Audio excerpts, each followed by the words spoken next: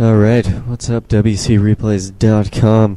This is Orange back again, this time with a fantastic game. This is some league match with some guy I never knew about before I watched this game. It is fairly old, but I still think it is, well, it's not that old, so it's still pretty relevant in the scheme of things. In fact, it is very relevant. So today I will be doing Undead versus Human, because I figured, well, I haven't done many human games, so I might as well do one about them getting stomped.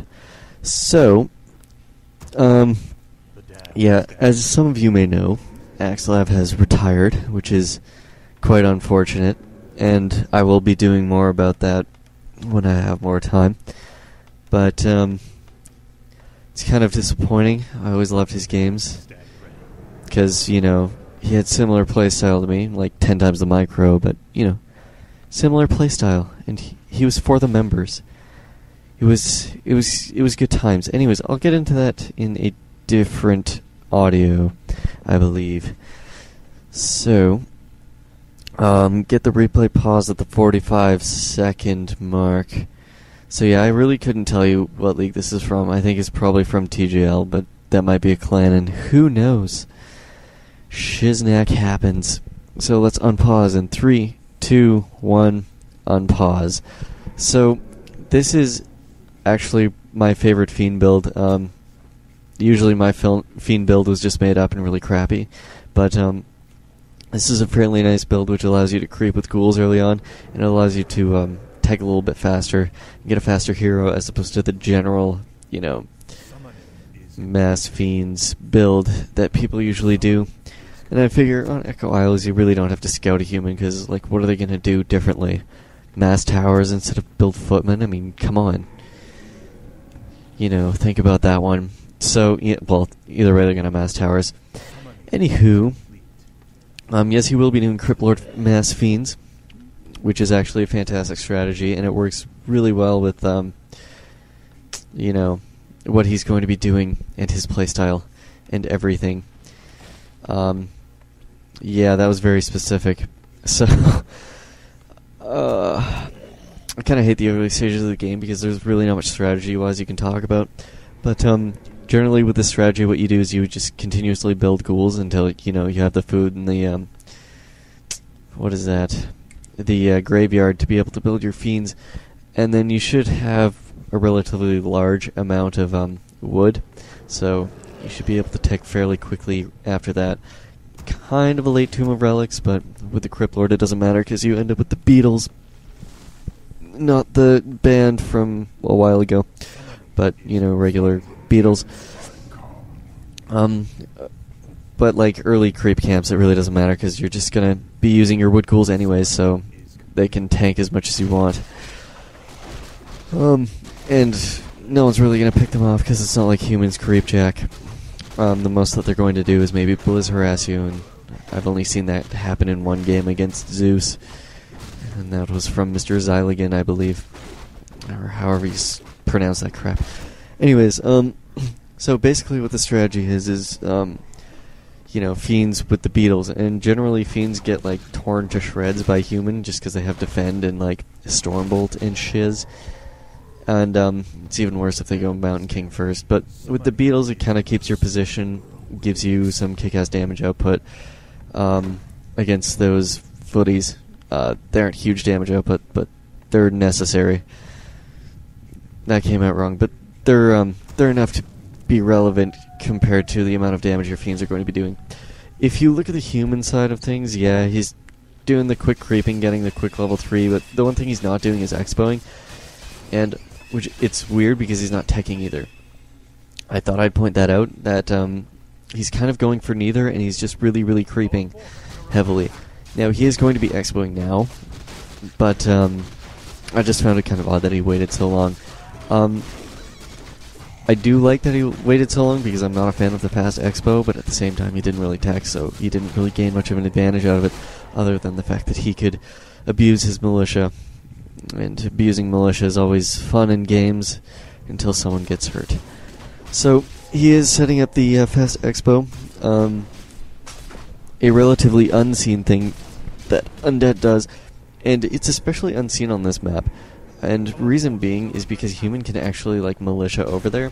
But the one great thing about this is that human doesn't really have an advantage at like this point of the game because, you know, the undead has their wood ghouls and their beetles and their fiends. And especially when you spend the time and such to build additional wood ghouls, you have so much more of an advantage damage output wise against footmen that really if they do use defend, it's kind of at disadvantage until like later, and until you get to a battle kind of in open ground as opposed to near an undead base, because otherwise those ghouls will just kind of rip those footies apart because they don't have any mobility.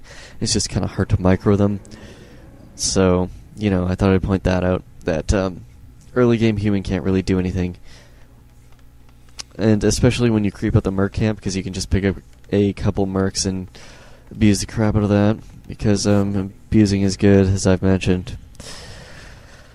Some more good creeping going on. I'm surprised the human isn't doing more creeping, but he is at the key level 3, so I guess that's kind of a reason why he stopped and slowed down and figured, well, I might as well play it safe and make sure my expo doesn't die.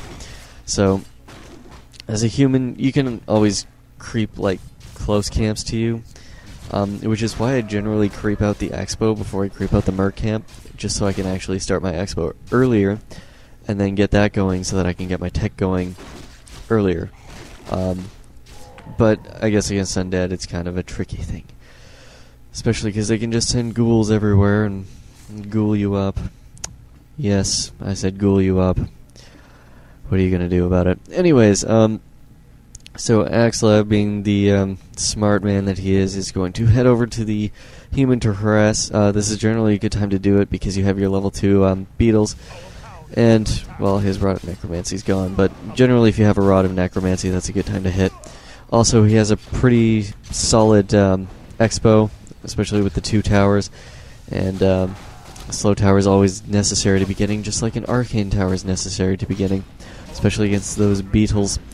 One thing to note is that the arcane tower is focusing on the Crypt Lord.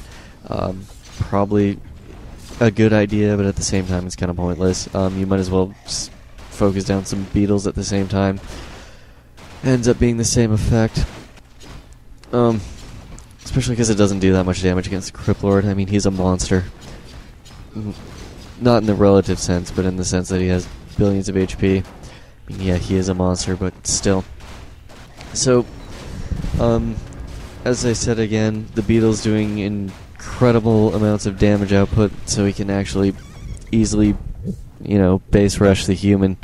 And by base rush, I mean expo rush, whatever you want to call it. So, yeah, that's one thing you can do against human. You can also, burrow your beetles there, and then, like, if you're harassing or whatever, or you're creeping, and you know they're not close to there, you can just, like, unburrow them and eat up some peasants and do some damage that way. It's great fun. The one thing you do lose with going Crypt Lord, as opposed to the Death Knight, is the mobility factor and the fact that you can coil. But I think the whole beetles thing that you gain out of it is a good enough advantage. So, as I said about the whole beetle thing, he is sending a beetle into the human's base, which I found amusing. He's also sending one towards the expo, which is a good thing to do. You will notice that the militia are kind of beating on the beetle, but the fact that you're making him militia is, you know, a good thing for you because he's spending a whole bunch more on wood. And, I mean, wood isn't that really that important for a human player, but it is still important when it gets later on. And they have to power build the crap out of everything and, you know, stuff like that. Especially because they need the upgrades at the workshop. Otherwise, like, things like gyrocopters / flying machines and steam tanks kind of become useless. So that's one thing to point out. Also, sorry. I thought I was going to sneeze. Anyways, the beetles are also a good thing to have against steam tanks anyways, just because they're kind of in the way and they're really, really annoying. I've always found that summons are great against steam tanks. So here's another prime example of how footmen are getting eaten alive by the beetles. Unfortunately, I keep thinking the band when I say that. I'm like, what is wrong with me? Anyways, one thing you will note is that the human was forced to go with the panorama.